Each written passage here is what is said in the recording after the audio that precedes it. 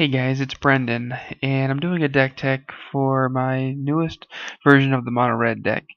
What I found was with the Fanatic of Mogis list and the Owen Turnwald list, they just weren't quite fast enough for my liking. They gave the opponent too many turns to play their bombs that would get them back into the game, whether that's a Blood Baron, um, a Second Verdict, an Elspeth, or something like that. It just gave them too much time.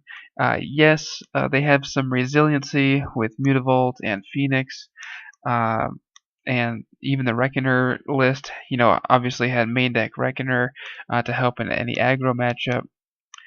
Those are all good and fine.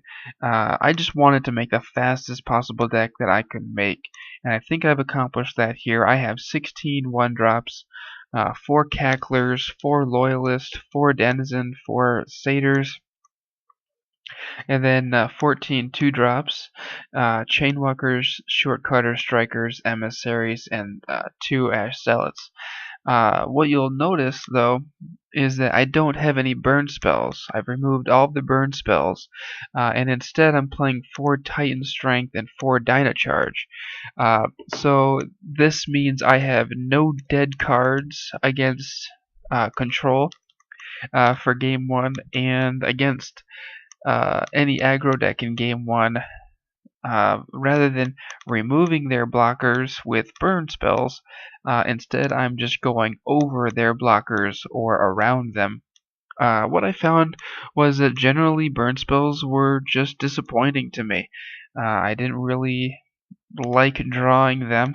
I really just wanted to draw more creatures and more ways to deal damage with my creatures. So I decided to let my creatures do the work for me.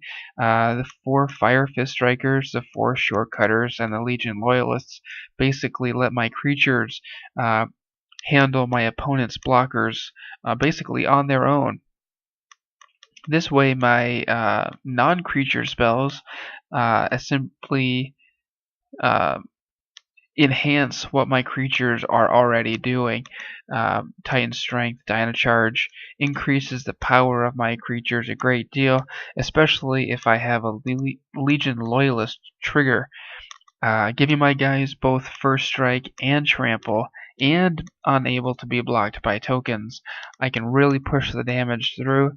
Titan Strength has a Scry of 1, and I consider that just icing on the cake. The 4 Shortcutters have been awesome. I'm very happy to have all 4 in the main deck. I know a lot of people will be surprised about that, but I think it's a good choice. Boros Reckoner sees a lot of play. At SCG Open in Cleveland the other day, I played Mono Red, and basically I lost to Reckoners basically all morning long. I had 10 Reckoners played against me, and I really didn't have a good way of getting around them. Burn spells were ineffective, so I've just simply decided to not try to kill Reckoners, but just simply go around them. Shortcutters and Fire Fist Strikers help me to do that. Also, I can just clog up the board with a bunch of creatures and then make a lethal attack using Dynacharge. That is a large strategy of mine, mixed with Legion Loyalist trigger, ends the game usually in a single blow. You'll notice that there's no 3-drops or 4-drops. I believe that if you're paying 3 mana for it in a deck like this, it had better win you the game, and I believe Dynacharge is the most effective card at 3 mana at doing that. A side note here, my main strategy is to have 3 creatures in play by the end of the second turn. I believe that's key right now. Everything revolves around playing as many creatures as you can onto the battlefield as quickly as you can. That's how you get your battalion triggers going. That's how you pump up your Foundry Street Denizen as quickly as you can. Whether that's a turn 1 drop and 2 1-drops on turn 2, or a Burning Tree Emissary into a Chainwalker or a Shortcutter or a Striker, or whatever it is. 3 creatures in play by the end of my second turn makes me just about unbeatable on the play, and makes me very much in the game, even if I'm on the draw. Sideboard, I've got 3 active treasons here. They come in against decks with large creatures, Desecration Demons, Polychronos, Ember Swallowers, whatever it is, Colonian Hydra even, Stormbreath Dragon, whatever they might have that is large. I want to take it and make it fight for my side. Madcap Skills comes in against Selesnya or Mono Green. That's gaining some popularity. Selesnya really doesn't have an answer for Madcap Skills other than Selesnya Charm, but it's my experience that most of them are boarding that out since if they see Legion Loyalist, they simply board out Selesnya Charm because it's a dead card. Madcap Skills then becomes very live, and they have a very difficult time blocking whatever creature is enchanted with it, simply because I'm going to have Fire Fist Strikers, Shortcutters, and Loyalists, making it very difficult to block. Shocks come in the mirror match. I board out the Fire Drinker Satyrs, I board in the 4 Shocks. It's very important to me to be able to kill Ash Zealots. Ash Zealots are very difficult for this deck to handle. First Strikers for 2 mana are very difficult. That's why I board Shocks in as well against white weenie decks.